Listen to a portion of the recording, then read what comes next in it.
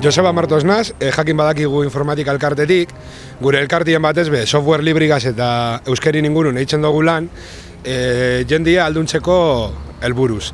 Orduen, hori dalata, uste izan dugu gure ekarpena, tantaztantarako izango zala aplikazio bat, ekimen honen oihartzune sarien be isladatzeko. Gaur egun teknologia mugikorrak eta smartphoneak edonoteko zen teknologi baten ez eta 3G edo Wi-Fi sare asko dago zala Bilbotik ziar. Uste izan dugu oso interesgarri izango zala jakitzien momentu oro tantak non dauzen eta zeritzen dauzen. Bai arenaleko ekitaldi zen edo manifestazioan beran.